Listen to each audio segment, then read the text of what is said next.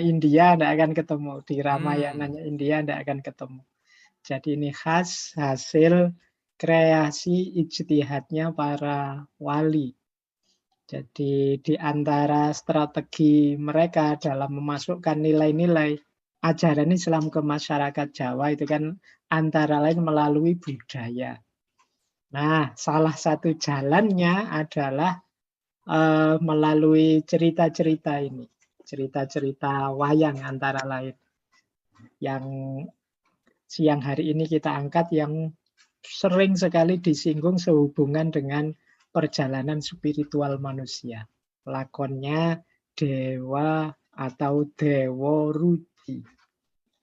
Nah, ini identitas ceritanya dulu, biar nanti tidak keliru-keliru. Yang pertama ini, kalau dalam istilah wayang namanya kisah carangan.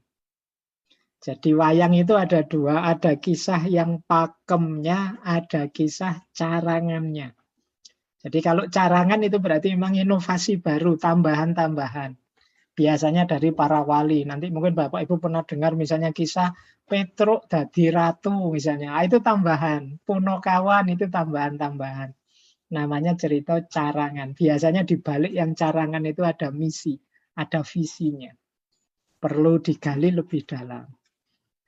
Nah, kalau yang Dewa Ruci ini sering dianggap ini aslinya yang mengkreasi pertama itu Kanjeng Sunan Kalijogo. Jadi beliaulah yang merancang cerita ini.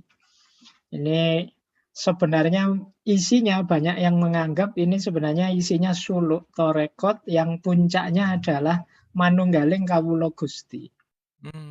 Tapi kalau di versinya Sunan Kalijaga dibikin wayang, jadi tidak terlalu menyentak, tidak terlalu mengagetkan, pelan-pelan orang bisa menggali makna itu. Ini yang sering saya jelaskan bedanya dengan Syekh Siti Jenar. Kalau Syekh Siti Jenar itu agak frontal. Yo Manunggaling Kawula Gusti yo dijelaskan secara terang-terangan versi Manunggaling Kawula Gusti. Sehingga orang biasa yang belum nyampe level pemahamannya sering salah-salah paham. Nah ini kalau Kanjeng Sunan Kalijogo mengangkatnya lewat wayang. Jadi orang biasa yang tidak paham mungkin mengambilnya sebagai cerita wayang biasa saja untuk dinikmati. Karena memang ceritanya juga menarik. Tapi yang ngerti dan bisa menggali maknanya, di situ banyak terkandung makna-makna Manunggaling Kawula Gusti.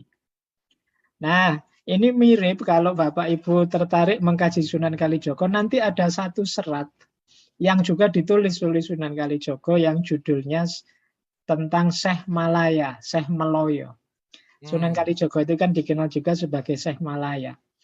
Nah, ceritanya Syekh Malaya itu sebenarnya persis seperti ceritanya Dewa Ruci ini. Kalau di Dewa Ruci karena wayang nanti tokoh utamanya Bima. Nanti ketemu guru namanya Dewa Ruci. Nah kalau di Syekh Malaya itu ya tokoh utamanya Sunan Kalijogo ketemu guru Nabi Khidir. Narasi ceritanya persis sama. Alur ceritanya sama. Cuma karena ini wayang ada ilustrasi-ilustrasi perang dan lain sebagainya sebagai simbolnya. Nah, tokoh utamanya Bima. Kalau di wayang itu, kalau di Jawa orang kenalnya namanya Werkudara. Ini Pandawa yang paling kuat. Jadi adiknya Yudhistira, adik kedua. Jadi anak kedua dari tokoh kedua dari Pandawa. Nanti ada alasannya kenapa tokoh ini yang diambil. Kok bukan Arjuna misalnya. Kalau di wayang Jawa itu justru Arjuna itu lebih banyak dikenal sebagai lananging jagat, sebagai tokoh yang ganteng yang istrinya banyak. Agak beda dengan Bima ini. Bima ini citranya memang agak spiritual. Sosoknya, penggambarannya. Makanya kalau di Jawa banyak dipakai simbol cerita-cerita. Nah, kalau Bapak Ibu tertarik yang versi tertulis, biasanya ya kalau Sunan Kalijogo kan tidak menulis ceritanya. Yang menulis ceritanya itu yaitu Yosodipuro yang pertama. Ini Yosodipuro pertama ini pujangga dari Keraton Surakarta, Mataram Lama, yang beliau ini gurunya Ronggo Warsito. Jadi beliau ini hidup zaman Pakubuwono ketiga dan Pakubuwono keempat. Beliau ini dijuluki pujangga terakhir, pujangga penutup dari Keraton Surakarta. Nah, jadi ini identitas-identitas ceritanya. Jadi sumbernya Sunan Kalijogo disebut sebagai bermakna mistik, perjalanan spiritual dengan tokoh utamanya Bima. Kemudian yang versi tertulisnya itu dari Yosodipuro yang pertama. Baik, kita lanjutkan lebih mudah. Wah, ini tulisannya kecil-kecil, nanti silahkan dibaca. Saya jelaskan sebentar saja sinopsisnya cerita ini ya. Jadi ini memang ceritanya tentang Bima yang ditugaskan oleh gurunya mencari air kehidupan atau Tirto Perwitosari. Jadi yang tujuannya mencari air ini, kata gurunya, kalau ingin sempurna hidupmu, carilah air ini. Nah, dalam ceritanya sebenarnya gurunya ini juga trik saja, siasat saja. Kalau di wayang Jawa, Pendeta Durna itu CS-nya Kurawa dan kawan-kawan. Jadi pikirannya dia ya ada liciknya, ada kurang ajarnya, meskipun pendeta. Nah, beda dengan kalau di India memang dia memihak Kurawa, tapi dengan kegelisahannya, dengan kesedihannya terpaksa harus membela yang jahat. Tapi kalau di wayang versi Jawa ya memang beliau agak licik. Jadi, nah di antara strategi beliau untuk melenyapkan Pandawa itu seperti ceritanya Bima ini, dia disarankan untuk mencari air kehidupan. Nah ini saudara-saudaranya, ibunya ini sebenarnya juga sudah tahu kok ini sebenarnya trik saja. Tapi Bima ini tipikal kalau dalam Torekot itu seorang murid yang sejati. Apapun perintah gurunya, ya dia jalan. Jadi, meskipun perintah itu sebenarnya agak tricky, menyusahkan dirinya, tapi karena ini perintahnya gurunya, bahkan kepada bahaya pun dia terjang saja. Dan nanti justru Bima ini memperoleh kemuliaan dari situ.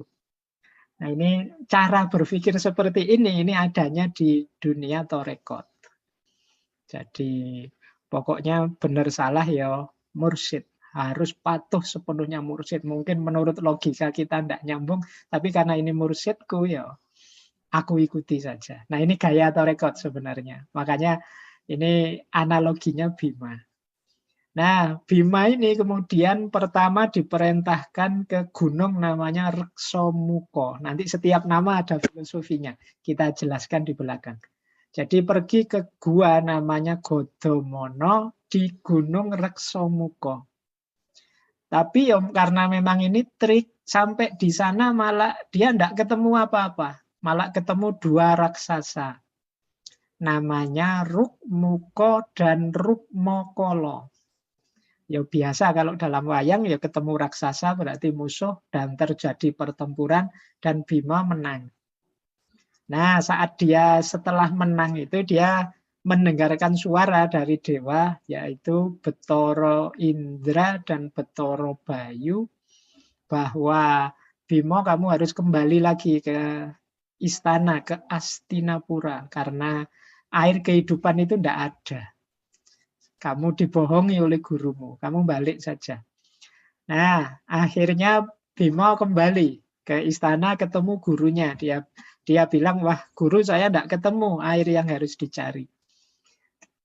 Terus katanya gurunya, ya memang kamu tadi hanya saya uji kok, kamu patuh apa enggak. Ternyata kamu memang patuh. Baik, sekarang kata gurunya, air itu adanya di tengah samudera.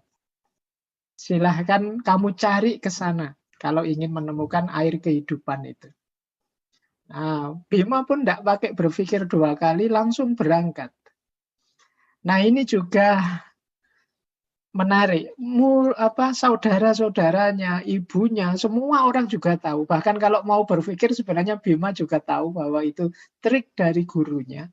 Tapi dia jalan saja. Wong itu perintahnya guru. Dan dia justru dapat barokah dari situ. Jadi sesampainya di tepi samudra, dia berkat kesaktian yang tadi diperoleh dari Dewa Indra, dari Dewa Bayu. Jadi menarik, ke gunung tadi, dia tidak ketemu air kehidupan, malah diberi beberapa ilmu baru oleh para dewa. Nah ini ilmu ini ternyata berguna untuk perjalanannya sekarang, di tengah samudra. Jadi dia bisa masuk ke samudra tanpa pakai alat. Ke tengah laut kayak masuk ke daratan biasa. Nah, di tengah laut itu beliau ketemu naga yang namanya Amburnowo yang ada di dasar samudra. Kalau Bapak Ibu sering lihat gambar wayang Bima yang dililit naga besar, nah, itu ceritanya ada di sini. Jadi ketemu naga, tapi kemudian naga itu berhasil dibunuh dengan kukunya. Kukunya ini namanya Ponconoko. Kuku yang dengan 5 daya. Ini juga kreasi dari para wali. Kalau di wayang aslinya tidak ada senjata kuku yang jumlahnya 5 yang sama-sama sakti.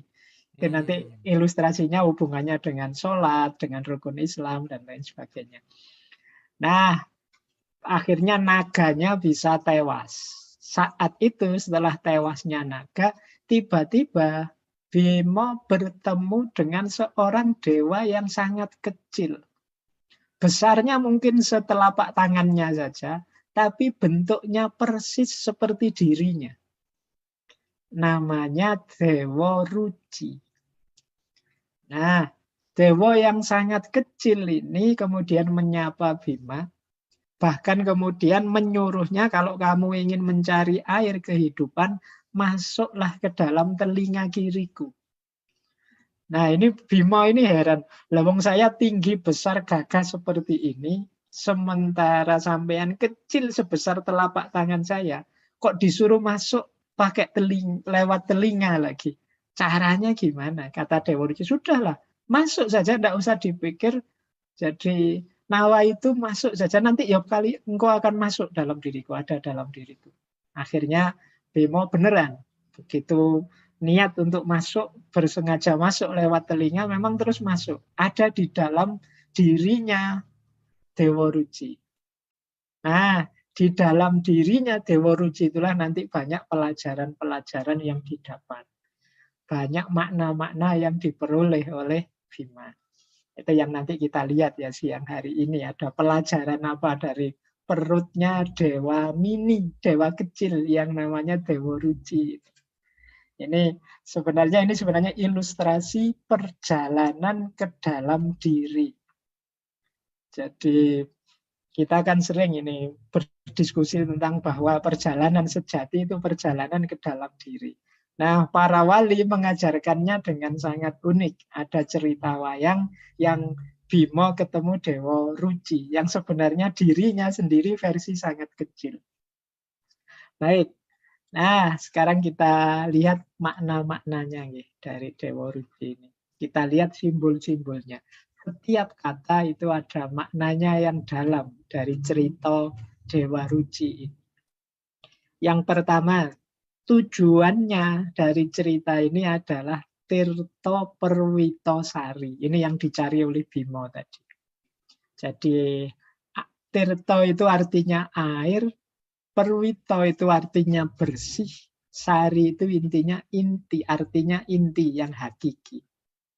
Jadi mencari kebenaran yang hakiki sebenarnya.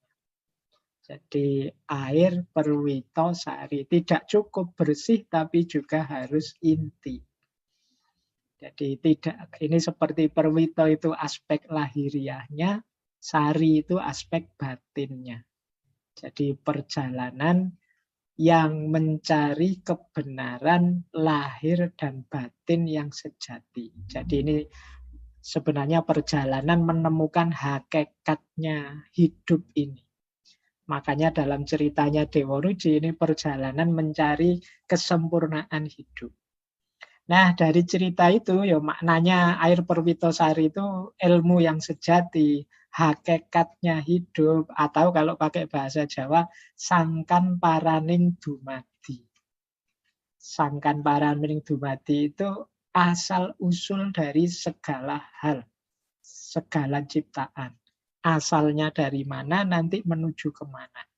Inilah hakikat hidup yang tidak sembarangan orang mau menuju ke situ. Padahal ini hakiki. Jadi sesakti apapun Arjuna, selembut apapun Yudhistira, juga tidak terfikir untuk mencari air kehidupan ini. Yang bisa berpikir ke sana adalah Bima. Nanti kita lihat tipe seperti apa sih Bima ini. Nah, jalannya cerita tadi yang saya ceritakan sinopsisnya dari awal sampai akhir tadi, itulah yang kalau dalam tasawuf namanya suluk. Jadi, atau kalau dari sisi kelembagaannya namanya torekot.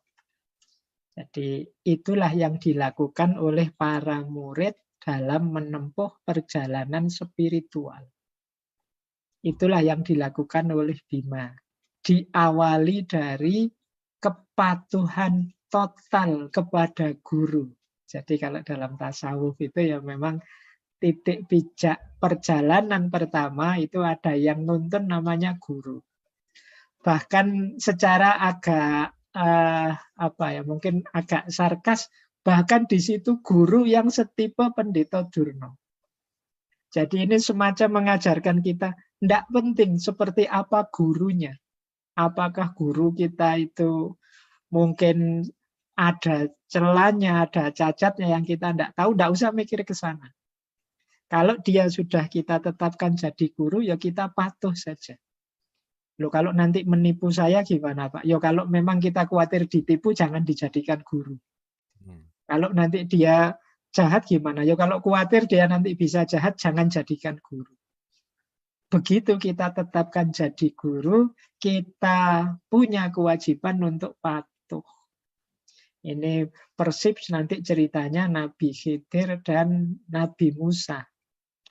Jadi peringatannya Nabi Khidir kan begitu. Jadi, apa engkau mampu ikut aku, patuh 100% padaku. Dan nanti akhirnya kan ternyata Nabi Musa saja tidak mampu. Komplain terus. Ketika gurunya memutuskan ini, dia protes. Memutuskan itu, dia protes. Ya sudah, kamu tidak kerasan memang padaku. Memang dibutuhkan murid seperti Bima ini. Itu kalau Bima ini pakai rasio mungkin komplain. Gimana caranya mencari air di tengah samudra. Wong air itu sendiri ya samudra itu sendiri. Mencari air khusus di tengah samudra bagaimana bisa. Tapi karena perintahnya gurunya dia masuk saja, diterjang saja. Nah akhirnya memang ketemu benar. Mungkin bahkan gurunya tidak bisa mencapai level itu. Tapi Bimanya bisa. Itu buah dari kepatuhannya. Jadi maka ini mode pertama kalau dalam tarekat. Kepatuhan pada guru. Nah, yang kedua nanti ada ceritanya takholli, bagaimana Bima itu membebaskan diri dari cita-cita, hasrat, ego, kenyamanan, termasuk peringatan saudara-saudaranya, ibunya. Itu kan sebenarnya menghindarkan dia dari ketidaknyamanan, mengingatkan dia, oh, kita itu cita-citanya merebut kembali kerajaan kok kamu mau. Nah, ini namanya takholli. Membebaskan diri dari ambisi, dari hasrat, dari kepentingan pribadi, kenyamanan sementara. Nah, ini pelajaran kedua, pelajaran takholli. Nanti ada pelajaran ketiga. Pelajaran ketiga ini makom-makom. Jadi, tidak bisa kok langsung jujuk, ini bisa langsung ketemu dengan air kehidupan. Makanya tadi ada ke gua dulu, ke gunung dulu. Kok tidak langsung ke laut saja di tengah ketemu Dewa Ruci, enggak. Memang ada tahapannya begitu. Dan nanti di setiap tahapan ada anugerah, namanya kalau dalam tasawuf namanya akhwal. Jadi akhwal ini anugerah, seperti Bima tadi dari Gunung Reksomuko tadi kan dia terus ketemu dewa diberi anugerah. Yang anugerah ini penting untuk perjalanan makom selanjutnya. Nah dalam tasawuf begitu. Misalnya kita mendaki makom taubat. Nah setelah taubat oleh Allah diberi akhwal. Misalnya ridho. Ridho itu kerelaan kita terhadap apapun yang terjadi. Nah ini makomat dan akhwal. Jadi pelajarannya diberikan lewat simbol, ya Bima harus ke gunung dulu. Nah di setiap tahap nanti ada anugerah Allah. Kadang-kadang kalau dalam dunia tasawuf, anugerah ini secara verbal disebut, yaitu karomahnya dari Allah. Nah ini namanya akhwal, anugerah. Jadi dari makom-makom kemudian dapat akhwal. Ini berguna untuk perjuangan selanjutnya. Setelah itu tentu saja proses menaklukkan godaan dan ujian. Tadi ketemu naga, ketemu raksasa, dan lain sebagainya. Ini upaya menaklukkan godaan dan ujian itu. Baru kemudian puncaknya menemukan yang hakiki, tapi tempatnya di dalam diri. Tidak di mana-mana. Jadi Bima ini sudah ke gunung, sudah ke laut, sudah perjuangan mati-matian menaklukkan macam-macam, dan ketemunya ternyata pada akhirnya di dalam dirinya sendiri. Inilah yang disebut menemukan yang hakiki di dalam diri. Jadi ini simbol-simbol rutenya, kalau ini mapnya. Ini bisa jadi pelajaran Bapak Ibu ya. Kita harus patuh total pada guru kalau memang ingin melakukan suluk. Diawali dari membersihkan diri, kemudian ada tahapan-tahapan, ya tentu saja ada proses. Tidak mungkin kita bisa langsung ketemu, langsung sampai. Wong ini perjalanan setahap demi setahap. Dari situ nanti ada akhwal. Kemudian dari situ kita juga harus berjuang menaklukkan godaan dan ujian sampai terakhir ketemunya justru di dalam diri kita sendiri. Jadi perjalanan berputar kemana-mana tadi ya puncaknya justru dalam diri kita sendiri. Yang hakiki. Lanjut. Nah, ini gambarnya Bima, tapi ini kalau di wayang Jawa ya, kalau di cerita Mahabharata yang di TV-TV yo tetap ganteng, gagah, besar. Kalau di Jawa kan ini memang tuntutan, kalau dalam Islam itu kan tidak boleh gambar yang persis manusia. Maka oleh para wali diinovasi, jadi justru malah jadi kreatif. Jadi makanya menarik kalau dalam Islam itu ya larangan itu tidak kok terus menghalangi kreativitas, justru memicu kreativitas. Ketika dilarang malah tambah kreatif, sekarang melahirkan seni yang baru. Nah ini profilnya Bima, ini memang sosoknya paling besar.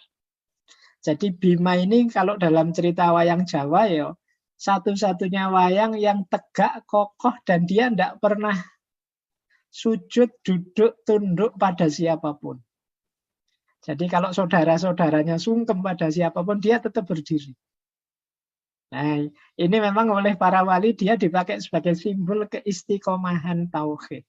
Bahwa yang patut disembah, disungkemi itu satu-satunya hanya Allah saja.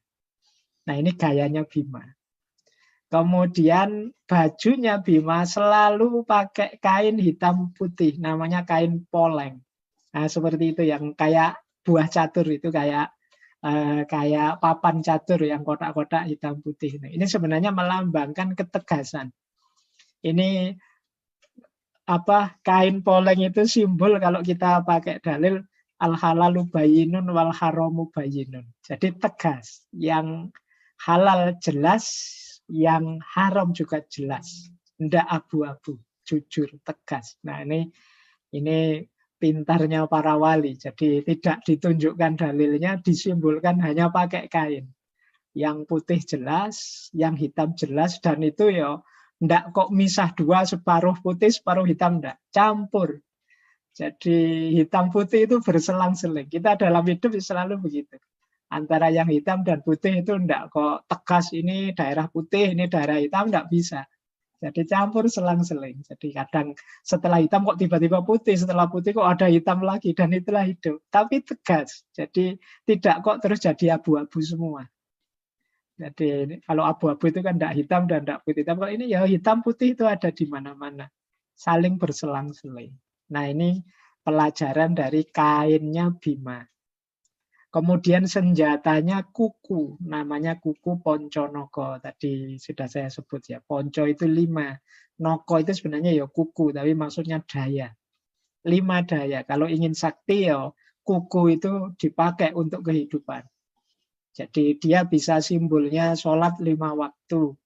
Ada yang bilang itu simbolnya rukun Islam. Tegakkan sholat, tegakkan rukun Islam, maka sakti kita. Itu seperti kuku Ponconogo. Sakti itu maksudnya kita akan mampu menghadapi apapun problem kehidupan.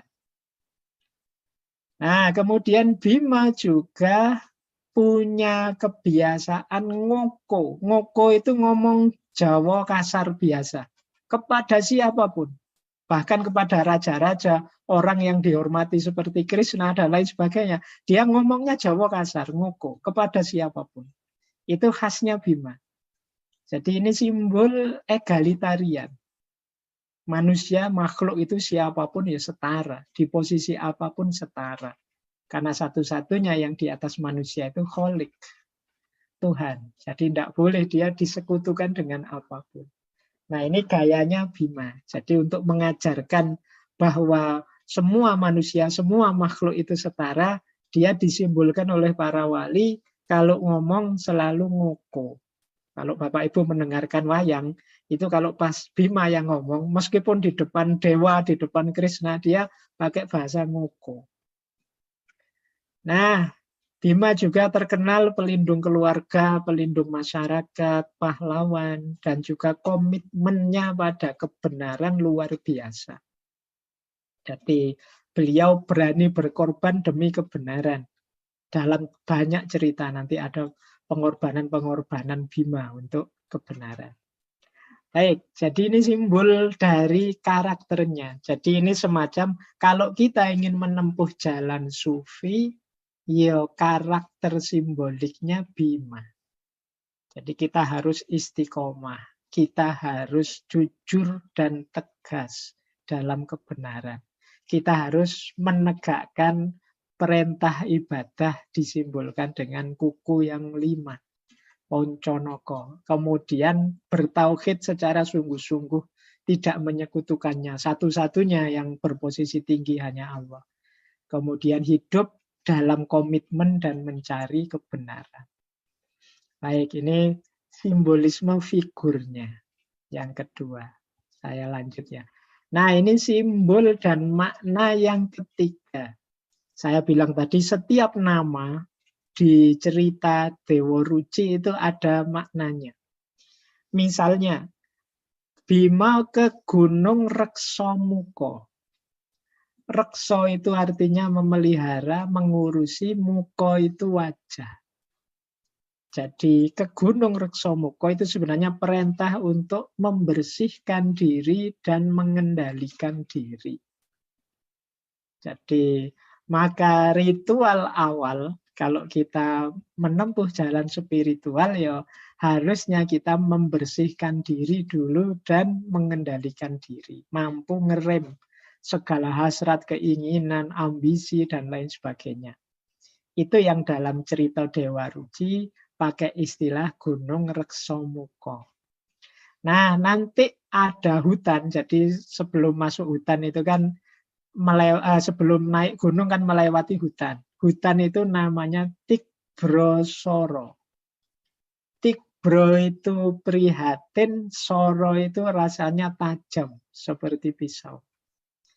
Nah, setelah membersihkan diri apa? Mempertajam cipto. Jadi mempertajam cipto itu ini mungkin bisa kalau pakai logika syariat, torekot, hakikat. Jadi yang pertama tadi membersihkan, mengendalikan diri itu syariatnya. Tikbrosoro ini semacam torekotnya. Jadi mempertajam cipto. Nanti ada penjelasannya Dewa Ruci tentang ini. Jadi prihatin dan susah. Jadi mengambil jalur ini biar ciptonya tajam. Tidak hanya senang-senang saja dalam hidup. Nah, termasuk mengalahkan raksasa namanya Rukmuko dan Rukmokolo. Rukmuko itu simbol kamukten, Rukmokolo itu simbol kamulian. Kamukten itu kehormatan, status sosial, posisi jabatan itu kamukten. Kalau kamulian itu lebih berhubungan dengan kekayaan. Jadi kalau bisa mengalahkan dua aspek ini, kamukten dan kamulian, ya orang akan mampu menempuh jalur spiritual dengan nyaman. Jadi harus menaklukkan dulu Rukmoko dan Rukmokolo. Kemudian harus juga mengalahkan naga tadi di tengah samudra, Amburnowo. Kalau ini menaklukkan dirinya sendiri. Sifat-sifat jahat, karakter-karakter negatif yang ada di dalam diri. Baik, jadi ini simbol-simbolnya. Setiap simbol dalam cerita Dewa Ruci ternyata penuh dengan makna. Sekarang kita lihat nanti nasihat-nasihatnya Dewa Ruci. Yang ini pelajaran-pelajaran mistik sebenarnya, pelajaran tasawuf, perjalanan spiritual. Ini boleh Bapak Ibu kalau suka dengan naskahnya. Jadi sebenarnya cerita yang menarik, saya bawa terjemahan bahasa Indonesianya saja. Nanti kalau pakai bahasa Jawanya daripada nanti kita bingung melihatnya. Jadi boleh saya ambil beberapa ini, misalnya bagaimana ini cerita ketika ketemu dengan Dewa Ruci. Kemudian dipanggil oleh Dewa Ruci, Werkudara atau Bima ini. Segeralah kemari Werkudara, masuklah ke dalam perutku. Nah, terkejut mendengar kata-katanya Dewa Ruci ini, Werkudara terus tertawa. Gimana saya tinggi besar gagah kok harus masuk ke situ? Sambil terbahak-bahak dia menghormat. Tuan ini bertubuh kecil, saya bertubuh besar, tinggi, badan sebesar gunung. Dari mana jalan saya harus masuk? Kelingking pun tak dapat masuk, kata Bima. Dewa Ruci berkata lagi, manakah yang lebih besar? Kamu atau semesta dan semua isinya? Bersama gunung-gunungnya, samudra dan hutannya. Tidak sesak semuanya masuk dalam perutku. Ini nanti pelajaran tentang jagat besar dan jagat kecil. Werkudara setelah mendengar agak takut untuk menyatakan mau. Kemudian berpalinglah sang Dewa Ruci, inilah jalan masuk melalui telinga kiriku. Werkudara segera masuk. Setelah tiba di dalam, ia melihat laut yang luas, tanpa tepi. Jauh sekali ia berjalan, tampak dari jauh terlihat Dewa Ruci berteriak. Hai, apa tampak olehmu? Seno atau Bima berkata, sejauh ini tidak kelihatan apa-apa. Aku berjalan di angkasa raya, kosong, yang luas tak terkira. Ini kalau dalam istilah Jawa, kondisi suwung. Jadi kondisi sedang kosong. Aku pergi kemana-mana, tak tahu mana utara, mana selatan. Tak tahu timur dan barat, bawah, atas, depan, serta belakang. Aku tidak tahu, bingung sekali. Dewa Ruci kemudian berkata, jangan takut, tenangkan hatimu. Dewa Ruci kemudian berkata lagi, jangan bergerak, tetapi pandanglah apa yang tampak olehmu. Nah, nanti ini mulai pelajaran-pelajaran. Werkudara menjawab, ada 4 macam warna yang tampak olehku. Semua itu tadi sudah tidak kelihatan, hanya 4 warna yang kulihat. Hitam, merah, kuning, dan putih. Kemudian Dewa Ruci berkata, yang pertama kau lihat berkas cahaya menyala tanpa diketahui namanya adalah Poncomoyo. Sesungguhnya ada di hatimu yang menjadi pemuka badan.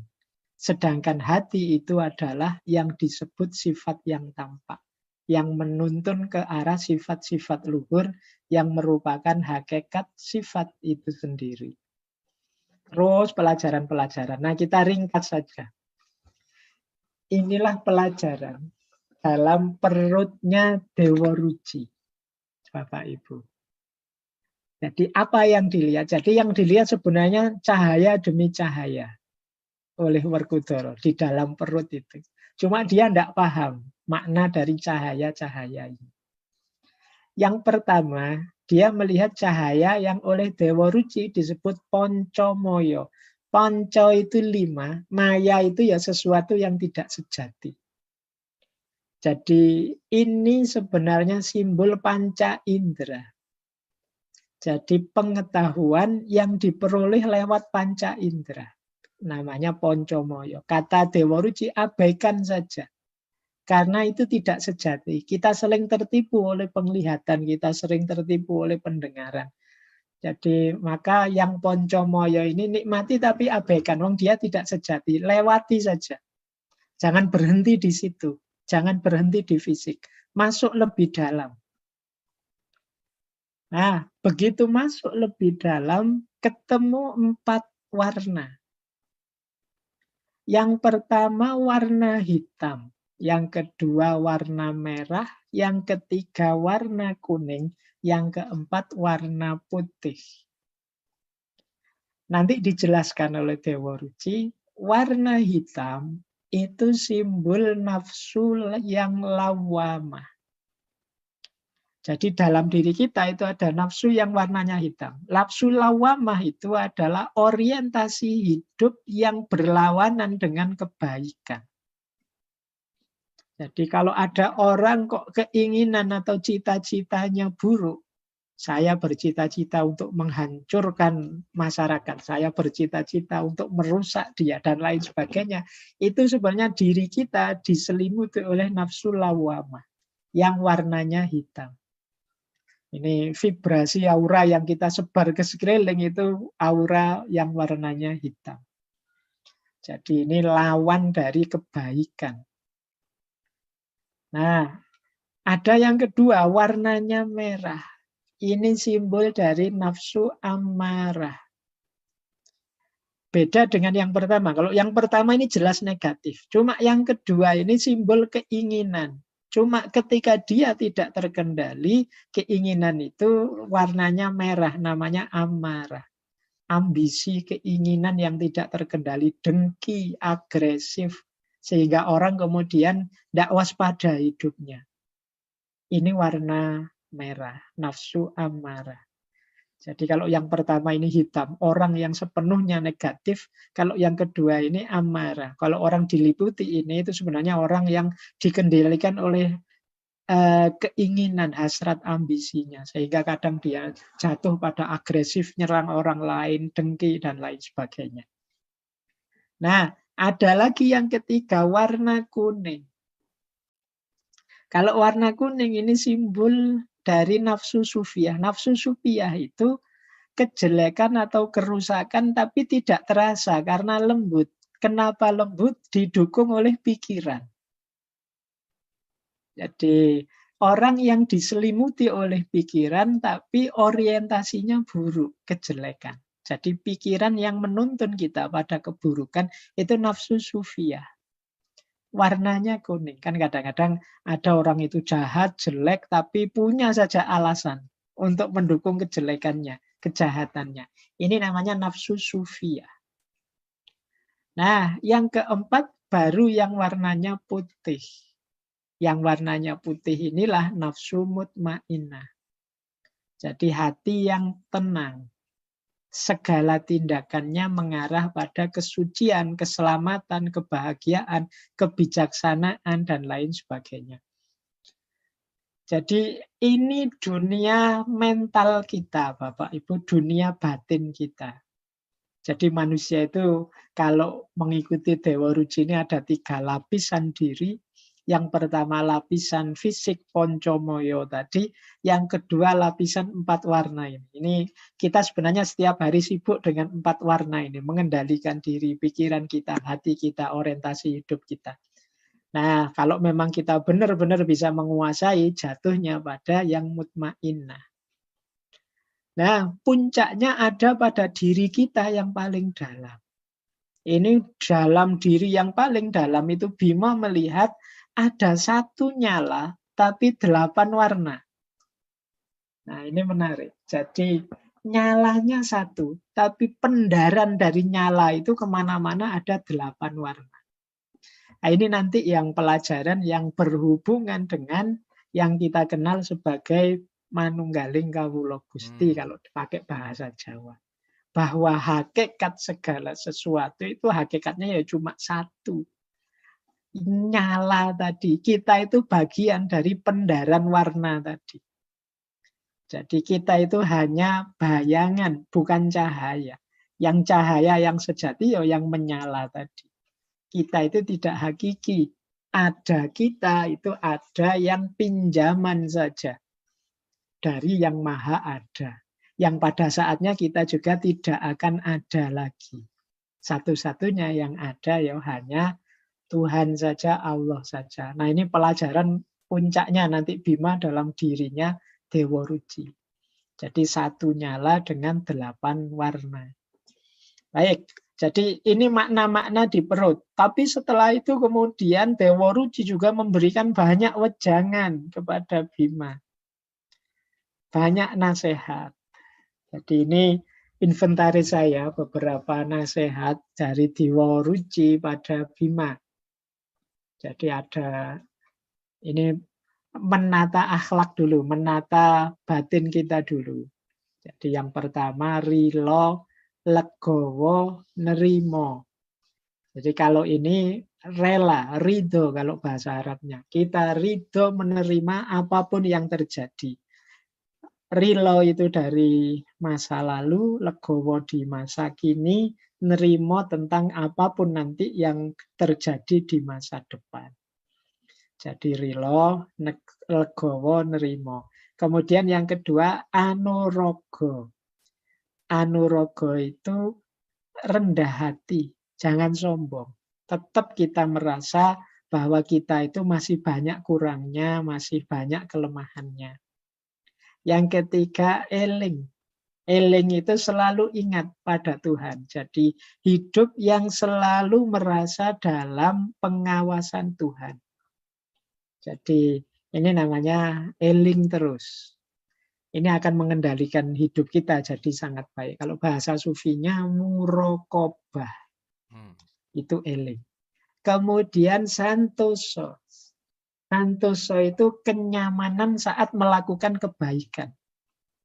Jadi orang yang bisa menikmati kebaikan itu hidupnya sentosa. Kita kan sering pakai istilah sentosa. Jadi banyak orang melakukan kebaikan tapi dia tidak nyaman. Berarti dia tidak sentosa hidupnya. Jadi maka ada istilah santoso. Kemudian gembiro. Gembiro itu gembira, senang. Jadi senang itu bukan berarti senang-senang. Tapi senang yang lahir karena ridho tadi, rela. Apapun yang terjadi kita gembirai. Apapun keputusannya Allah kita gembirai. Nah, kemudian selanjutnya rahayu. Rahayu itu sehat batinnya. Nyambung dengan wilujeng. Kalau wilujeng itu sehat lahirnya. Jadi rahayu itu dan wilujeng itu sehat lahir batin. Maka kita sering pakai salam rahayu itu sebenarnya kita menginginkan kesejahteraan, kesehatan batin bagi orang yang kita beri salam. Jadi ini rahayu wilujengan. Wilujeng itu sehat jasmani. Jadi jangan, meskipun kita suluk yang konsen pada batin, jasmaninya juga harus wilujeng. Kalau orang sakit, pusing, mules, dan lain sebagainya, disuruh suluk, disuruh ibadah, pontang-panting juga kita. Lagi enak-enaknya pikir, perut mules, tidak jadi khusyuk lagi, tidak jadi bisa konsentrasi pada Allah. Maka tetap harus wilujeng. Jadi sehat jasmaninya, betapapun jasmani ini kendaraan kita. Kalau kendaraannya mogok, kita tetap tidak bisa jalan. Maka perlu wilujeng. Kemudian marsudi kaweruh. Marsudi kaweruh itu mencari ilmu terus, tidak berhenti-berhenti. Terakhir, samadhi dan ngurang-ngurangi. Samadhi itu semacam meditasi, konsentrasi, muhasabah, tafakur, tadabbur, dan lain sebagainya. Ini namanya samadhi. Mengheningkan cipta. Jadi memfokuskan perhatian hanya pada Allah saja. Yang terakhir ngurang-ngurangi. Jadi ini menarik. Ini kalau bahasa Jawanya tirakan. Bisa sih kita makan enak terus, tapi ndaklah, saya ingin prihatin dulu. Nah, ini namanya ngurang-ngurangi. Bisa kok kita tidur sebanyak mungkin, uang kita sudah banyak kok santai. Tapi ndak, saya ingin ngurang-ngurangi, tirakat sebentar. Bisa kok saya seneng-seneng terus, touring terus, healing terus kayak anak-anak hari ini. Tapi ndaklah, saya tak ngurang-ngurangi dulu seneng-senengnya demi tirakat yang lebih hakiki. Nah ini nasihatnya Dewa Ruci pada Bima. Rilo, legowo, nerimo anurogo eling santoso gembira rahayu wilujengan marsudi kaweruh semati dan ngurang-ngurangi. Terakhir, nah ini rutenya Bapak Ibu kalau ingin sampai pada titik manunggal tadi. Ada istilah, mungkin Bapak Ibu pernah mendengar ya, sembah rogo, sembah cipto, dan sembah rasa. Sembah rogo itu syariat. Sembah cipto itu torekot. Sembah rasa itu hakikat. Jadi kita menjalankan amal ibadah itu ya target minimalnya syariat. Jadi syariat itu berarti ya fisiknya. Ini bukti kita tunduk patuh kepada Allah. Dasarnya gerak ragawi. Caranya mensucikan diri ya pakai air biasa, wudhu, mandi, ini sembah rogo. Makanya ya jangan heran, kadang di torekot itu ada ritual mandinya, kita dimandiin dulu, dibersihkan dulu, keramas dulu dan lain sebagainya. Ya karena memang awalnya raganya dibersihkan lahir batin. Harus sholat dulu, syariatnya benar dulu, puasanya benar dulu, ini namanya sembah rogo. Dasarnya ini ya, kalau tidak bisa tiba-tiba loncat sembah cipto atau sembah rasa. Raganya dulu patuh. Kalau raganya belum patuh bagaimana batinnya bisa patuh? Karena raga ini kan wadah dari batin kita. Dan kepatuhan raga itu bukti kita menghamba, bukti kita tunduk kalau diperintah, bukti kita patuh.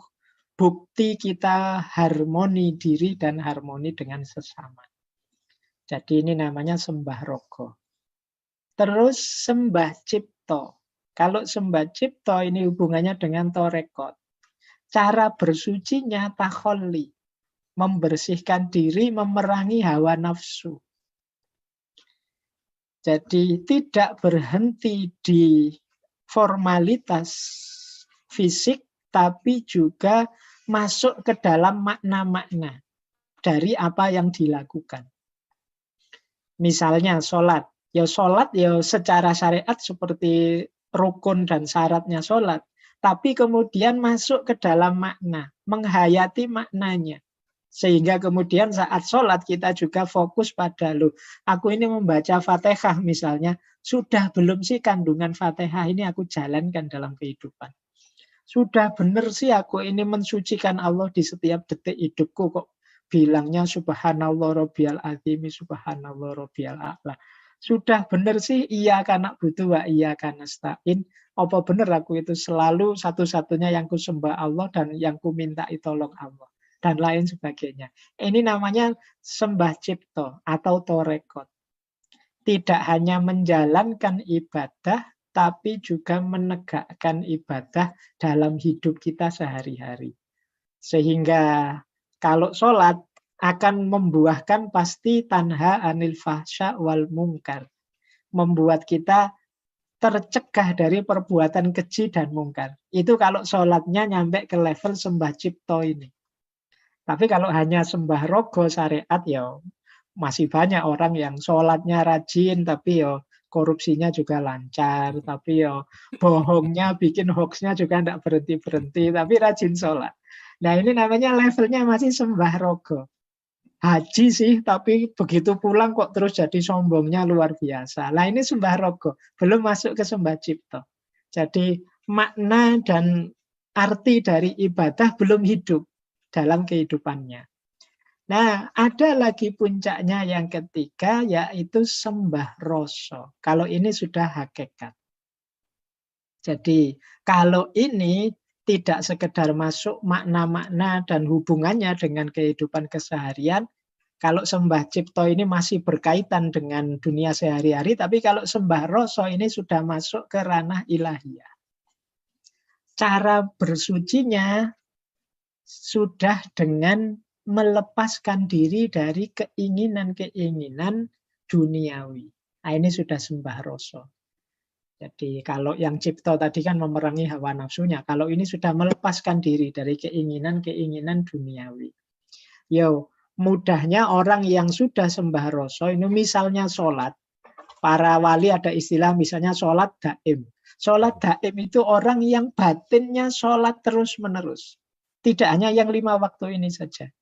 Jadi jangan tanya, wah ini bid'ah apalagi kok ada sholat daim. Enggak ada ritual baru sholat namanya sholat daim itu. Maksudnya apa? Batin kita ini loh khusyuk terus. Terus khusyuk itu kan ketersambungan kita, kesadaran kita yang berhubungan dengan Allah. Nah, kalau ini sambung menyambung terus, detik per detik, namanya daim. Inilah yang oleh para sufi disebut sholat daim. Sholat yang terus-menerus, batin kita, tapi enggak kok terus fisik kita juga begitu, terus ada berapa rakaat, enggak itunya. Kalau yang syariatnya tetap seperti yang sudah pakem. Cuma karena kedalaman penghayatan ibadah ini lahir daim. Nah, kalau orang sudah bisa sholatnya daim khusyuk terus-menerus, ya otomatis menjelma pribadi yang tadi namanya mutmainnah. Tenang sudah. Kalau orang dengan kesadaran ilahiyah, detik per detik hidupnya sadar adanya dan hadirnya Tuhan, hadirnya Allah, itu kan tentram hidupnya sudah. Tidak ada kegembiraan yang membuatnya lupa diri. Tidak ada kesulitan, kesedihan, halangan yang membuatnya gelisah. Karena dia sadar terus-menerus berada dalam kontrol wawasan jangkauannya Allah. Nah, kesadaran terus-menerus ini, ya terus-menerus itu bahasa Arabnya daim. Disinilah jiwa mencapai mutmainnah. Nah, kalau seseorang dalam suluknya bisa sampai pada sembah rasa, jiwa yang mutmainnah tadi, ya pastinya dia bisa, ya ayyatuhan nafsul mutmainnah irji'i ila rabbiki radiyatan mardiyah. Jiwa inilah yang bisa kembali, bisa bertemu dengan Allah. Nah, kalau sebelum kita meninggal bisa mencapai tataran ini, itulah nanti yang dalam istilahnya tasawuf Jawa namanya mati sakjeroning urip. Jadi jiwa kita di level mutmainnah bahkan sebelum kita meninggal. Jadi kita sudah bisa dekat dengan Allah bahkan sebelum kita meninggal. Karena jiwa kita sudah bisa berhubungan dengan Allah. Karena tadi ya ayatuhan nafsul mutmainnah irji'i ila rabbiki radiyatan mardiyah.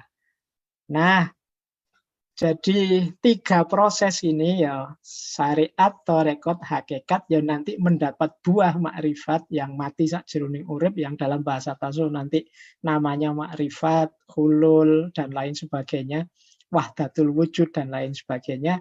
Nah, itulah sebenarnya pelajaran puncak dari serat Dewa Ruci. Itulah yang diperoleh oleh Bima, itulah yang disebut banyu Perwitosari. Jadi air bersih intinya kehidupan. Itulah yang harusnya dicari oleh banyak orang. Bukan hal-hal sepele, hal-hal yang tidak penting dalam hidup duniawi. Baik, Bapak Ibu, saya kira itu materi siang hari ini tentang lakon Dewa Ruci dari Kanjeng Sunan Kalijogo. Monggo, kalau mungkin ada tanggapan, pertanyaan, silahkan. Makasih Mas Faiz. Wah, ini menarik banget nih dari statement yang pertama. Ternyata ya Bima ini dia hanya setia kepada perintah gurunya meskipun gurunya juga ya dalam tanda petik menyuruh sesuatu yang nggak mungkin gitu ya Mas Faiz ya. Jadi ternyata bukan masalah gurunya tetapi kesetiaan muridnya. Gitu nggak sih Mas Faiz? Iya, jadi ini problemnya adalah ketulusan muridnya. Ini yang akan jadi kuncinya. Perkara gurunya trik membohongi itu urusan dia. Jadi urusanku adalah patuh dan tulus. Jadi tidak ada orang yang salah guru, yang ada orang yang memang tidak tulus berguru. Nah itu ada gium yang seperti itu. Karena ya. Oke. Nah, cuman ini relate sama kasus yang akhir-akhir belakangan ini juga saya juga mempertanyakan dan ini kebetulan Pak Halim juga mempertanyakan, menarik gitu ya. Dan ini karena memang sudah di publik jadi saya sebutkan dan saya bacakan aja gitu ya. Kasus Mas Beci Jombang, pencabulan santriwati, kita tahu semua gitu ya. Dikabarkan dia mengharuskan murid menobatkan diri sebagai mursyid. ini benar-benar menyelewengkan fungsi mursyid. Bagaimana sang murid menangkal hal ini? Mohon pencerahannya Mas Faiz. Karena mungkin betul antara taklid mungkin juga ya, itu juga kan jadi Oke, sesuatu gitu. Nah, gimana nih menengahi antara samina wa ata'na, tapi juga saya harus waspada gitu Mas Faiz. Monggo. oke. Jadi ya kalau saya membacanya yang kasus Jombang itu, ini mungkin gejala ya di mana-mana ikut torekot termasuk di Indonesia ini tidak berarti kemudian menjalankan suluk. Itu yang pertama ya. Jadi ada kok orang itu, saya juga punya banyak keluarga yang ikut torekot ini, torekot itu. Tapi ya memang hanya ikut kalau pas zikir bersama, hanya ikut acara-acara bareng-bareng begitu saja. Dia tidak secara spesifik menjalankan suluk dituntun oleh gurunya dan lain sebagainya. Jadi ini bedakan lembaga torekot dengan menempuh jalan torekot. Kalau ikut lembaga torekot belum mesti suluk. Yang ini banyak orang salah paham. Termasuk kasus di Jombang. Jadi biasanya yang sifatnya masif, banyak orang bareng-bareng itu masih belum menjelma jadi lembaga suluk, lembaga itu. Ya. Mungkin nama torekotnya ada. Biasanya yang memang spesifik untuk perjalanan suluk itu tidak masif. Jadi 1-2 orang oleh gurunya yang dibimbing langsung, kemudian dituntun langsung untuk menjalankan suluk. Kalau yang banyak itu sebenarnya itu kelembagaannya saja, tidak ada hubungannya dengan guru murid seperti yang dijelaskan Bimo sama Durno tadi. Itu kalau itu pelajarannya persis di Dewa Ruci itu. Jadi enggak kok Durno itu menyuruh, ayo Pandowo semuanya carilah air Perwitosari, enggak begitu. Tapi ajarannya selalu sifatnya individu. Ayo lakukan suluk ini, torekot ini. Karena asumsinya begini, dalam dunia tasawuf itu guru itu dipandang yang paling tahu kondisi jiwa muridnya. Dan pastinya kondisi jiwa murid ini tidak sama satu dengan yang lain. Sehingga obat untuk satu murid biasanya beda dengan obat untuk murid yang ini. Yang itu juga beda, yang lain juga beda. Jadi karena guru itu ngerti benar. Mungkin untuk murid yang ini karena agak sombong, treatmentnya beda dengan murid ini yang agak miskin tapi rendah hati.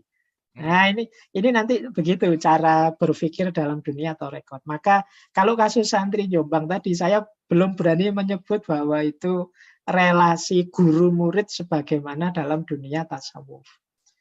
Itu mungkin pengikut kalau bahasa anunya ya, mungkin fans, penggemar yang guru murid di level-level biasa, kelembagaan biasa lah, belum sampai sedalam itu. Nah, kalau memang belum sampai sedalam itu, ya perintah untuk umum kan, nasihat untuk umum itu kan enggak bisa berlaku untuk sendiri-sendiri. Nah, itu ya menurut saya feel free saja kalau ada yang enggak cocok, ada yang enggak beres dan lain sebagainya. Kok semua santriku harus membela ini, itu bagi saya sudah di luar konteks kepatuhan sufistik tadi. Jadi kalau untuk masal-masal yang seperti itu ya untuk kesolehan bersama saja sebenarnya urusannya. Tidak ada hubungannya dengan kepatuhan mutlak guru murid ini. Kalau dalam tasawuf kan tidak sembarangan orang kemudian gurunya juga tidak akan sembarangan mau mengarahkan apalagi secara massal seperti itu. Jadi ya murid itu selalu sifatnya tidak untuk umum. Jadi setiap orang dapat treatment yang beda-beda. Ya seperti Nabi Khidir, ya ketika punya Nabi Musa, ya Nabi Musa saja. Nanti mungkin ada muridnya yang lain di era yang berbeda, ya Nabi Sunan Kalijaga ya dapat pelajaran yang berbeda. Nah, itu jadi cara memahaminya begitu. Ya, jadi hari ini memang kita sering sulit membedakan antara torekot sebagai lembaga dengan torekot sebagai ini tadi, suluk sebagai jalan yang khusus untuk kita mendekat pada Allah dengan lebih cepat. Ya kalau sekedar lembaga ketorekotan, ya saya bisa daftar torekot ini, daftar torekot itu. Bahkan saya bisa sekaligus daftar 3-4 torekot secara kelembagaan loh ya. Langsung S4 ya, Iya selesai. kan ada orang itu, torekot ini, torekot itu, saya daftar semua loh, itu saya bayat semua. Ya sebenarnya tidak penting itunya, yang penting itu mana yang cocok, yang bisa membimbing kita, nuntun kita secara khusus untuk dekat pada Allah.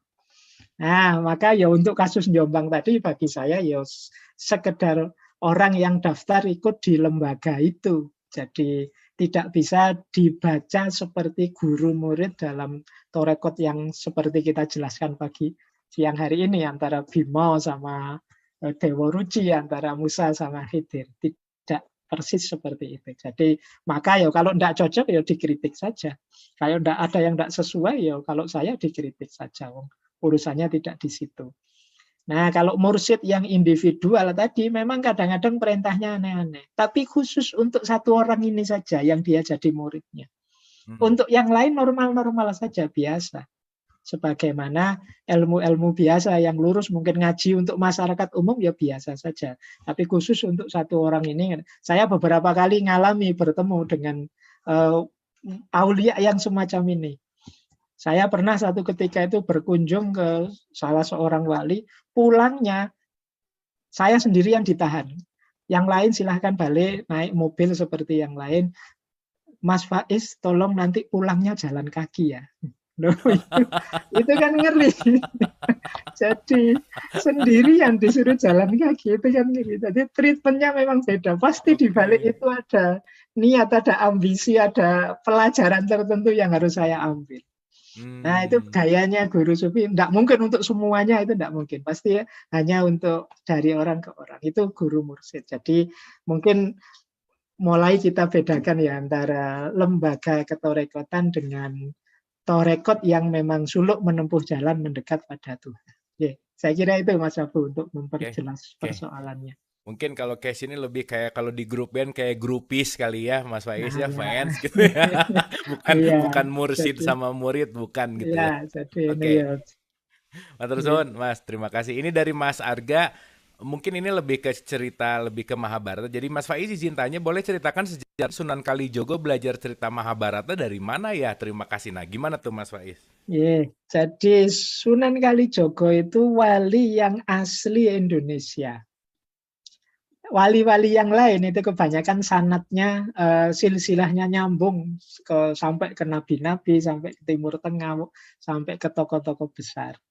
Nah, kalau Kanjeng Sunan Kalijogo ini memang dari sisi silsilahnya, ya versi yang paling kuat beliau ini memang asli Indonesia. Jadi sejak kecil ya sudah mengalami budaya.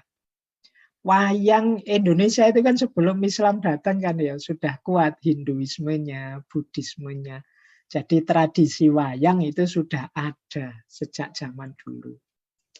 Cuma ceritanya diambil, wong ini kegemarannya masyarakat. Hanya saja beliau melakukan modifikasi-modifikasi menyesuaikan dengan ajaran Islam. Misalnya ya kalau Bapak Ibu memperhatikan wayang Jawa itu tidak ada cerita Drupadi yang punya suami 5, tidak ada. Kalau di wayang Jawa, Drupadi itu ya suaminya Yudhistira saja. Pandawa yang paling sulung. Jadi dia tidak suami berlima. Nah ini khas gayanya para wali. Kemudian kalau di Hindu, dewa-dewa ini kan kayak Tuhan. Tapi kalau di versi wayang Jawa, ya dewa-dewa ini bukan Tuhan. Dia nanti ada unik, itu ada silsilah dari Nabi Adam sampai ke bawah. Yang itu termasuk dewa-dewa ini, ada termasuk di situ. Itu kreasinya para wali. Jadi mungkin ini semacam imajinasi, tapi paling enggak narasi bahwa ada silsilah dari Nabi Adam, Ses, kemudian siapa terus sampai para dewa-dewa ini menunjukkan bahwa enggak, ini bukan Tuhan kok. Dewa-dewa ini bukan Tuhan. Tuhan satu-satunya ya Allah. Nah ini gayanya para wali mesti. Kalau di versi aslinya Mahabharata ya dewa-dewa ini kayak Tuhannya sudah. Nah ini inovasi-inovasi para wali. Bahkan termasuk profil wayangnya. Seperti saya bilang tadi, kalau wayang, kalau versi lama mungkin masih mirip-mirip manusia. Kalau Islam datang dengan inovasinya ya seperti tadi, kreativitasnya para wali termasuk Sunan Kalijogo ya masuklah itu gambar wayang seperti yang kita kenal sekarang. Itu kan aslinya enggak mirip manusia sama sekali. Itu hidungnya lah, tangannya kan, tangannya selalu lebih panjang dari kakinya. Terus anunya itu gaya untuk menunjukkan bahwa untuk tidak niru makhluk yang secara persis. Jadi karena mereka ini para dai, para penyebar agama yang serius, yang memang semangat ingin menanamkan nilai-nilai keislaman, ya mereka tidak pakai strategi membuang yang lama, membuat yang baru. Tapi mereka menggunakan strategi menggunakan wadah yang lama, kemudian diisi dengan makna-makna baru sesuai ajaran Islam. Ya nanti kalau ada yang sama sekali tidak cocok, ya dibuang, diganti, tidak masalah. Ya kayak tadi ceritanya kok tidak cocok sama sekali ini, masa perempuan kok suaminya 5, tidak cocok dengan kita, ini tidak boleh, ya sudah, sekarang diganti suaminya 1 saja. Nanti banyak yang modifikasi-modifikasi semacam itu. Baik, jadi itu bagian dari kearifannya para wali termasuk Sunan Kalijogo. Oke, mungkin ini dari audiens masih ditunggu ya, kalau ada pertanyaan satu lagi juga boleh. Cuman tadi ini menarik Mas Faiz, ini sih mungkin hanya urut-urutan kalau kita ngelihat dari Quran tadi bicara tentang dari warna mulai hitam, merah, kuning sama putih gitu Mas Faiz. Hitamnya tuh diawali sama lawamah gitu. Nah kalau kita ngelihat di Quran kan, kalau kita lihat nafsu yang paling rendah tuh kan amarah dulu tuh, baru lawamah gitu. Nah ini kenapa lawamah dulu baru amarah, gimana tuh Mas Faiz? Jadi ini menarik, ini karya Pujangga Jawa, ini mesti penjelasannya Dewa Ruci dan kawan-kawan. Jadi kalau di Jawa itu ada istilah aluamah. Aluamah itu ya lawamah tadi, kalau di Dewa Ruci namanya seratnya aluamah, lawamah. Jadi begini, lawamah itu jiwa yang selalu kalah oleh keburukan. Bergejolak, milih-milih, tapi terus selalu kalah oleh keburukan. Nah, oleh para ulama Jawa, dia diposisikan justru lebih rendah daripada amarah. Kalau amarah itu jiwa yang agresif, ingin menyerang, ambisius, ingin merusak, dan lain sebagainya. Ini dianggap lebih rendah. Kenapa? Karena amarah itu kadang-kadang dalam situasi tertentu diperlukan. Jadi orang itu tidak boleh melempem terus. Ada kalanya agak semangat sedikit, agresif sedikit agar tahu batas. Orang yang kehilangan daya amarah sama sekali, susah diajak berjuang. Tidak punya ambisi. Nah, makanya oleh para pujangga Jawa, maknanya kemudian ditaruh di bawah lawamah. Jadi karena dia ada kalanya bisa positif juga dalam situasi tertentu. Dalam situasi perang misalnya, kalau tidak ada amarah nanti dia ikhlas saja dipukuli, monggo saja saya ditembakin, tidak apa-apa. Nah, kalau tidak ada amarahnya sama sekali. Ya harus kadang-kadang untuk amar ma'ruf nahi mungkar ada unsur amarahnya, meskipun dengan kadar yang pas, tidak berlebihan. Nah, makanya ditaruh di bawah lawamah. Karena kalau lawamah itu jiwa yang selalu diliputi keburukan. Sehingga keputusan-keputusannya selalu memihak pada yang buruk. Jadi lawamah itu bolak-balik masihan, tapi kadang mau ini, mau itu. Tapi selalu dia kalah kebaikannya. Selalu yang menang keburukan. Sehingga didefinisikan nafas lawamah itu nafas yang orientasinya keburukan. Dan bagi para pujangga Jawa itu lebih rendah daripada amarah. Nah ini sebenarnya urusan perspektif saja, cara menjelaskan.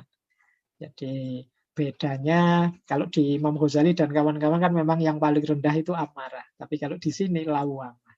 Dengan penjelasan seperti tadi. Saya kira itu. Makasih Mas Faiz. Mungkin ini satu lagi. Ada 2 nih.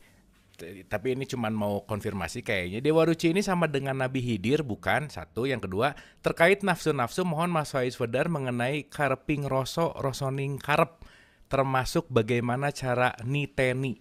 Nah, matur suwun katanya. Silakan. Oke, baik.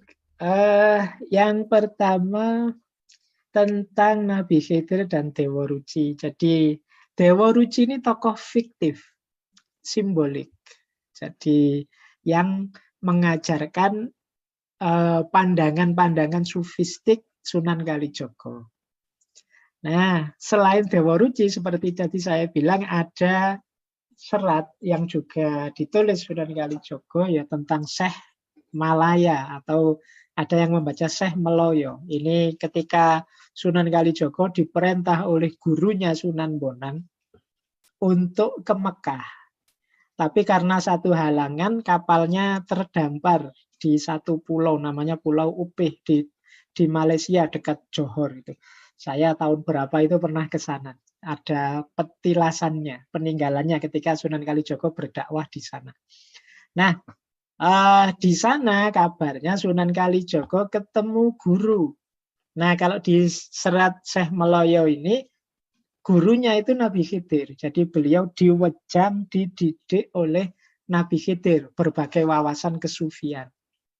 Yang kalau dicermati sebenarnya isinya sama persis seperti Serat Dewa Ruci ini. Bahkan ada yang bilang ini kalau dikomparasikan, dijejer Dewa Ruci dan Serat Syekh Malaya ini, jadi Bimo ini simbolnya Sunan Kalijogo sendiri, nanti Durna itu simbolnya Sunan Bonang. Kemudian Dewa Ruci ini simbolnya dari Nabi Khidir. Jadi itu ceritanya persis plek seperti itu. Jadi Sunan Bonang yang merintah untuk naik haji, jadi sama seperti Durna yang memerintahkan mencari air Perwitosari, di tengah jalan ketemu Dewa Ruci. Nah, kalau Sunan Kalijaga di tengah jalan ketemu Nabi Khidir. Jadi ada komparasi-komparasi semacam itu. Tapi yang jelas Dewa Ruci sendiri fiktif, rekaan. Nah, kalau Nabi Khidirnya ini wallahu a'lam. Karena Nabi Khidir itu oleh banyak ulama diyakini memang masih hidup. Meskipun beberapa ulama yang lain menganggap beliau ya sudah tidak masa lagi, sudah di waktu tertentu sudah meninggal. Ya monggo, ini keyakinannya masing-masing. Kalau dalam dunia tasawuf itu sebenarnya tidak ada halangan kok. Ajar mengajari itu meskipun yang bersangkutan sudah meninggal. Banyak sufi itu yang mendapat pelajaran lewat mimpi, tuntunan gurunya saat tidak sadar dalam kondisi trans dan lain sebagainya. Jadi sebenarnya tidak ada halangan untuk diajari. Banyak tokoh-tokoh kita, besar kita yang bahkan mendapat tuntunan dari Sunan Kalijogo, petunjuk dari Sunan Kalijogo, meskipun eranya sudah jauh. Jadi di dunia tasawuf masih ada wawasan-wawasan semacam ini. Jadi tidak menghalangi juga kalau memang ya Sunan Kalijogo memang diajar oleh Nabi Khidir. Yang itu mungkin antara lain diceritakan secara simbolis oleh beliau dalam Serat Dewa Ruci. Baik, kemudian ini Pak Iwan ini termasuk wawasan mendalam ya kalau dalam dunia tasawuf Jawa. Kareping rasa dan rasaning karep. Ini kalau mudahnya saya terjemahkan ya. Kareping rasa itu berhubungan dengan kemana kita mengorientasikan jiwa kita, batin kita. Itu kareping rasa. Kalau rasa ning karep itu berhubungan bagaimana kita menjalani hidup ini dengan dasar rasa. Tidak sekedar dengan dasar pikiran, dengan dasar panca indera, dengan dasar kenikmatan, dan lain sebagainya. Jadi ini dua hal yang saling komplementer, saling mendukung. Untuk bisa kareping rasa, harus rasa ning karep. Demikian juga sebaliknya. Jadi untuk bisa agar hidup ini berorientasi rasa, ya keinginan kita harusnya diarahkan pada rasa. Jadi rasa itu berarti orientasi batinnya, tidak sekedar orientasi lahir. Jadi ini dua hal yang saling melengkapi. Ini kalau dalam tasawuf seperti yang satu sifatnya perjalanan dari dalam keluar, yang kedua sifatnya dari luar ke dalam. Bagaimana rasa di dalam diri kita ekspresikan keluar, kita nikmati, kita jalankan. Dan yang kedua, bagaimana yang di luar itu kita orientasikan ke arah dalam untuk mendukung perjalanan batin. Nah, ini dua hal yang saling komplementer, saling melengkapi. Di antara jalannya untuk menaklukkan rasa dan mengeksplorasi rasa hidup itu adalah niteni. Jadi niteni itu mengingat-ingat. Jadi mari kita baca diri kita sambil dititeni, diingat-ingat. niteni ini berhubungan dengan pengendalian diri. Kalau ini hubungannya dengan pelajaran rasa. Jadi, oh aku ini tipe yang kayak begini. Oh ini, aku ini kalau dalam situasi begini terpancing mudah marahku. Oh aku ini kalau dalam situasi santai ternyata mudah lalai. Dan lain sebagainya. Ini namanya niteni. Maka perjuangan mengolah rasa itu antara lain memedomani yang kita titeni, yang kita ingat-ingat ini. Aku jangan masuk-masuk ke circle itu, biasanya terus terpancing untuk debat yang nggak penting, akhirnya nggak karu-karuan. Itu hasil kita niteni. Aku jangan deket-deket dengan teman yang model itu, kalau ngomong gampang nyelekit, terus aku jadi marah, jadi tersinggung, terus lepas kontrol. Sudahlah agak menghindar sedikit. Nah ini namanya buah dari niteni. Dalam rangka apa? Menjaga rasa. Jadi agar rasa kita tetap jernih. Karena kalau circle kita jelek, situasi batin kita enggak bagus, ya mempengaruhi rasa pastinya. Jadi niteni itu mungkin kalau bahasa hari ini itu kita paham tombol-tombol dalam diri kita. Oh kalau dipencet ini aku itu begitu, kalau dipencet tombol ini aku begitu. Nah kita sadari benar tombol-tombol yang ada dalam diri kita ini, kemudian kita jaga, kita ambil versi yang paling positifnya untuk kehidupan kita. Oke. Baik, seperti itu Pak Iwan mungkin ringkasnya Oke. penjelasan tentang rasa tadi. Terima kasih Mas Faiz. Tampaknya itu jadi pertanyaan kita yang terakhir dan menarik sekali ya cerita tentang apa namanya Bima ini yang ternyata juga sangat ya kental sekali gitu ya. Tadi ada sembah rasa, sembah cipta, rasa juga itu juga kaitannya sama mirip sama Siti Jenar juga ya, cerita Siti Jenar juga Ye, gitu ya Mas Faiz ya. ya, Jadi jadi ternyata ya ujung-ujungnya ke situ gitu. ye, malah ada satu versi yang bilang Hmm. sebenarnya Sunan Kalijogo dan Syekh Siti Jenar itu hubungannya guru murid. Hmm. Jadi karena memang ada putrinya Syekh Siti Jenar yang dinikahi oleh Sunan Kalijogo. Hmm. Hmm. Hmm. Jadi Hmm. masih Hmm. akhirnya masih ada sambungan-sambungan. Jadi banyak juga wawasan-wawasan dari Syekh Siti Jenar yang sama dengan ajaran-ajaran yang disampaikan oleh Sunan Kalijogo. Hanya saja mungkin bedanya tadi, Sunan Kalijogo ini lebih cerdas secara kultural. Jadi beliau mampu mengendarai media-media budaya untuk menyampaikan ajarannya, meskipun secara simbolik. Jadi relatif lebih langgeng sampai hari ini. Sementara yang Sesi Jenar lebih terang-terangan Hmm. Hmm. dalam Hmm. menyampaikan ajarannya, sehingga sering kontroversial. Oke. Oke. Itu bedanya dua orang ini. Monggo. Terima kasih Mas Faiz. Mungkin terakhir final statement untuk pertemuan kita yang 11 tentang Dewa Ruci. Monggo Mas Faiz. Baik Bapak Ibu, terlepas dari makna-makna yang sangat mendalam, yang semoga nanti pelan-pelan kita bisa mengambil yang terbaik untuk kita jalankan dalam hidup kita.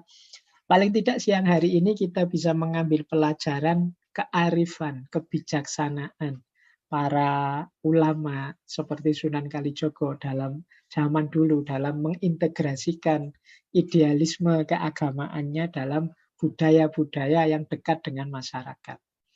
Ini keahlian seperti ini mungkin penting untuk hari ini ya. Bagaimana kita bisa mampu membuat konten. Ini pelajaran juga untuk kita. Yang itu setiap level masyarakat itu bisa mengambil manfaatnya. Ya. Yang tidak paham ya menganggapnya sebagai hiburan saja, tidak masalah, memang levelnya sampai ke situ. Mungkin nanti ada yang ngambil pelajaran akhlaknya saja, tatarannya di situ. Nanti yang lebih dalam bisa mengambil pelajaran sampai ke level dalamnya saja. Nah, kita mungkin perlu orang-orang yang ahli seperti ini hari ini. Karena medsos ini kan serba tidak terkendali hari ini ya. YouTube dan lain-lain ini kan wawasannya tinggi-tinggi macam-macam luar biasa. Kalau tidak ngerti tataran, kadang-kadang orang yang masih di level apa mengambil level yang mana. Sehingga sering meleset. Dia belum melalui yang ini tapi sudah langsung jujuk ke sana. Ini yang bahasa saya, kita harus ngerti tataran. Yang paling aman memang kita membuat konten yang ini kalau ingin menikmati enaknya saja bisa kok, tapi mau dipikir lebih dalam juga bisa. Nah ini kita perlu belajar dari para wali zaman dulu. Yang ini mungkin para wali songo mencontohkannya dalam banyak media seni dan lain sebagainya. Baik, Saya kira itu Bapak Ibu pelajaran besar dari kajian kita siang hari ini. Kurang lebihnya mohon maaf, insya Allah nanti kita lanjut lagi belajar tentang kearifan-kearifan Jawa yang lain. Saya akhiri sekian. Wassalamualaikum warahmatullahi wabarakatuh. Waalaikumsalam warahmatullahi wabarakatuh. Terima kasih Mas Faiz. Boleh tepuk tangan dong buat Mas Faiz. Wah, seru ya. Kita recharge lagi. Baru tahu tuh ada hubungannya sama Siti Jenar. Wah, ini menarik ya pokoknya. Dilihat dari ajarannya juga selaras dan seterusnya. Terima kasih Mas Faiz.